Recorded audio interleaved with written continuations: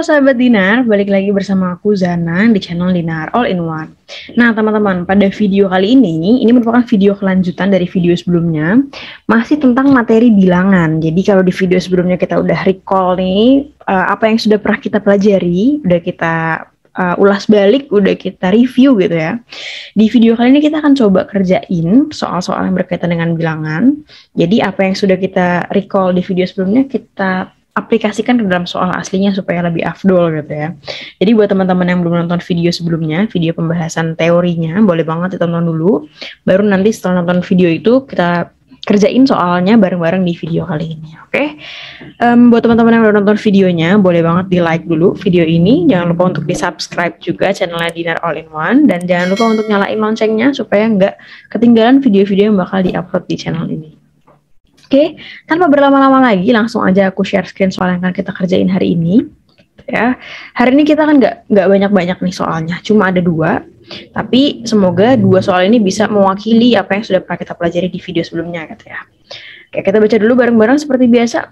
2 bilangan asli berurutan yang lebih kecil daripada 10. Oke, kita baca dulu sampai koma gitu ya.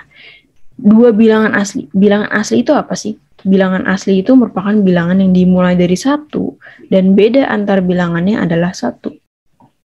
Jadi kalau bilangan asli kurang dari 10, inilah himpunannya. Bilangan asli disebut juga sebagai apa? Bilangan bulat positif. Ya. Katanya, jika dijumlahkan menghasilkan bilangan prima. Oke, dari angka-angka ini mana aja yang bisa menghasilkan bilangan prima kalau dijumlahin? Kita coba ya. Kalau misalnya kita coba satu-satu gini, bisa aja sih 1 tambah 2, 1 tambah 3, 1 tambah 4, dan seterusnya bisa aja kita cek satu-satu. Tapi, cara itu akan menghasilkan, akan memakan waktu yang lama gitu ya. Jadi, kita nggak usah cobain kayak gini satu-satu. Tapi kita baca dulu kalimat selanjutnya. Jika kedua bilangan tersebut dikalikan, maka hasil yang mungkin adalah 6, 8, 10, atau 14. 6, 8, 10, atau 14. Kalau kedua bilangan tersebut dikalikan, artinya kedua bilangan tersebut menjadi faktornya.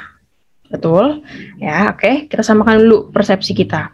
Sekarang kita tentukan faktor dari masing-masing bilangannya. 6 itu faktornya berapa? 1 kali 6, 2 kali 3. 8. 1 kali 8, 2 kali 4. 10. 1 kali 10, tapi dia tidak memenuhi ya, karena lebih kecil daripada 10. Jadi 2 kali 5 aja. 14. 1 kali 14 juga lebih dari 10 14-nya. Jadi 2 kali 7 aja. Oke, sampai di sini kita sudah menentukan faktor-faktor dari tiap pilihan jawabannya. Sekarang, manakah di antara pasangan bilangan tersebut yang kalau dijumlahkan menghasilkan bilangan prima? 6 tambah 1 itu 7. Apakah prima? Prima. 2 tambah 3 itu 5. Apakah prima? Prima. Berarti 6 memenuhi apa yang diminta soal. Jadi 6 ini benar. Otomatis 3 juga benar ya. Si 10 ini juga benar karena 1 itu pasangannya sama 3. Tapi, wait, ini ke stop share ya. Tapi kita akan coba satu persatu untuk mencoba ngecek gitu ya, mana aja sih bilangan yang benar-benar benar. Maksudnya gimana tuh? Jadi kita coba buktiin. Kalau tadi 1 sama 3 udah pasti pasangannya, tapi kita coba nih nanti 3 beneran bener nggak sih? Tapi kita mulai dulu dari yang kedua ya. Kita coba tes yang 8. 8 itu faktornya ada 1 sama 8. 1 sama 8 kalau dijumlahin berapa? 9. 9 itu prima bukan? Bukan. 2 sama 4 kalau dijumlahin berapa?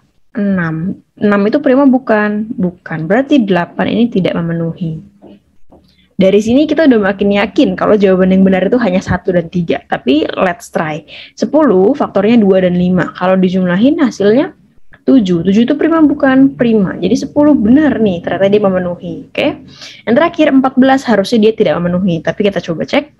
2 tambah 7 itu hasilnya 9. Apakah 9 itu prima? Bukan juga. Jadi 14 tidak memenuhi. Sehingga jawaban yang benar untuk soal kali ini adalah 1 dan 3.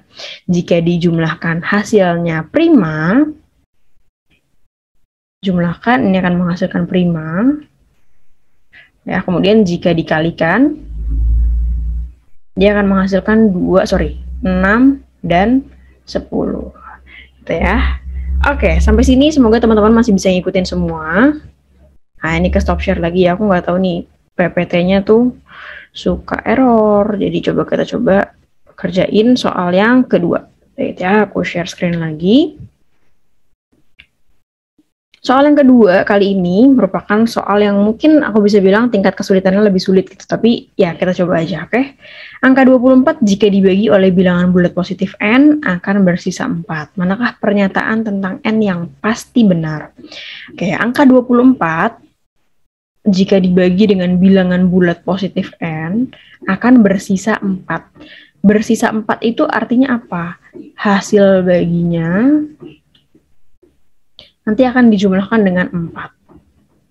Nah, kemudian, ini ke stop share lagi ya. Wait, kenapa ya PowerPoint aku suka ke stop share sendiri. Kita coba share screen lagi. Nah, ketika kita memiliki suatu pernyataan bersisa 4, artinya hasil baginya nanti kita jumlahkan dengan 4. Misal, hasil bagi dari 24 bagi N itu adalah M. Maka nanti M tambah 4.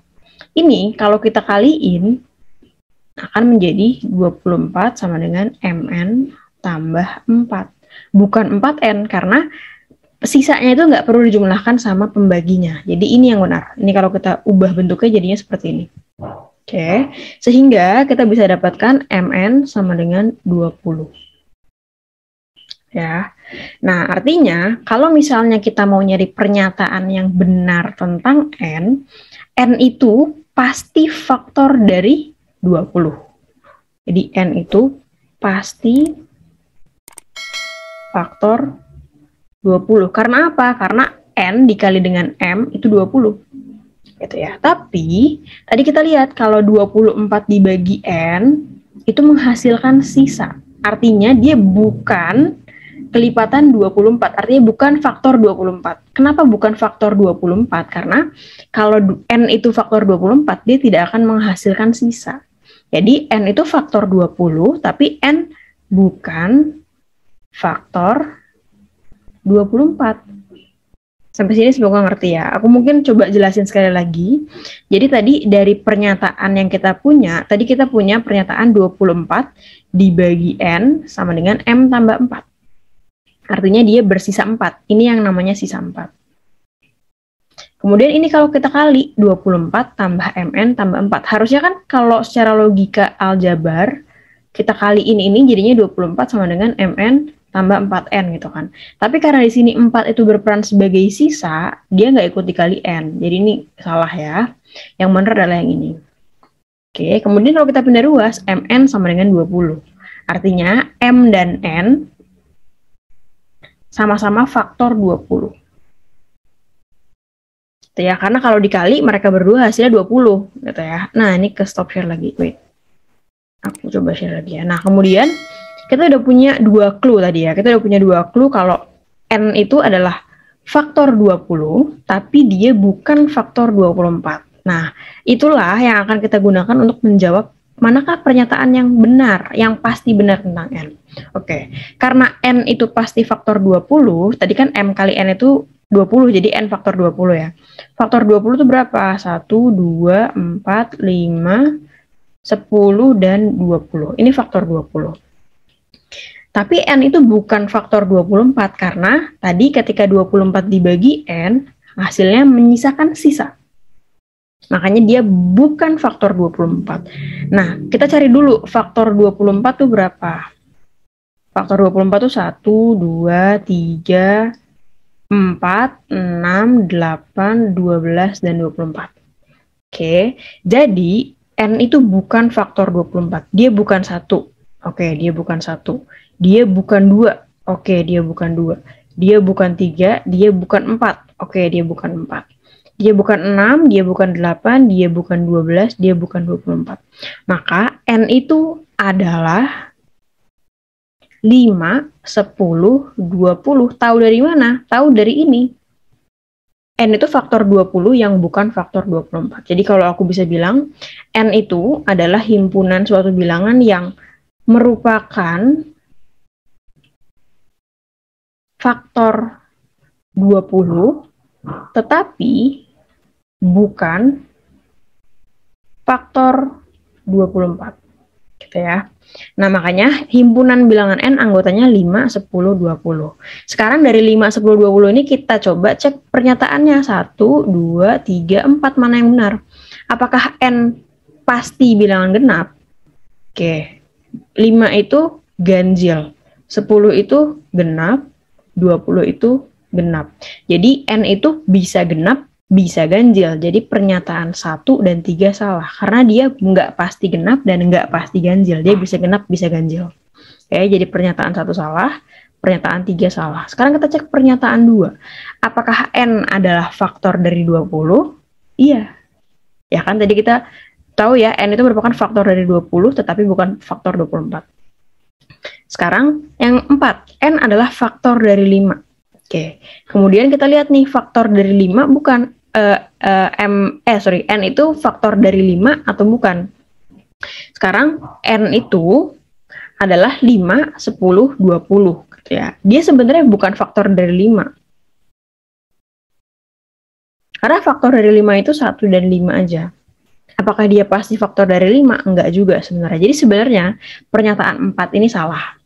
Tapi kalau kita coba nih, kita modifikasi nih, n adalah kelipatan 5.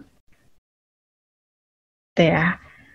Ini akan menjadi benar, yaitu 5 itu kelipatan 5, 5 kali 1, 10, 5 kali 2, 20, 5 kali 4. Atau bisa juga kita ubah 5 adalah faktor dari n. Ini akan benar.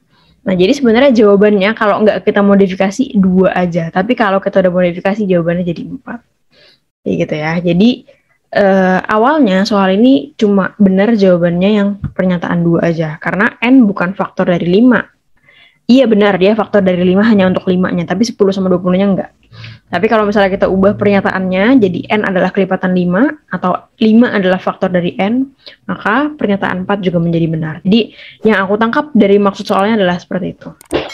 Oke, kalau begitu, semoga 2 soal tadi bisa mewakili pemahaman yang udah kita dapat dari video sebelumnya, dan bisa kita aplikasikan di kedua soal tadi. Jadi, semoga teman-teman bisa mengerjakan soal bilangan dengan benar nanti ke depannya. Jadi, kalau teman-teman bisa lihat tadi, mungkin di video teorinya kelihatannya simpel, gampang gitu ya. Tapi kalau kita aplikasikan ke dalam soal akan menjadi lebih kompleks karena kita harus kita harus implementasikan gitu. Nggak cuma ngapal doang tapi kita pakai beneran. Jadi semoga teman-teman bisa mengerjakan soal bilangan kalau ketemu nanti di UTBK. Kalau gitu sampai ketemu di video selanjutnya, kita akan bahas apa? Stay tune di channel Linear All in One.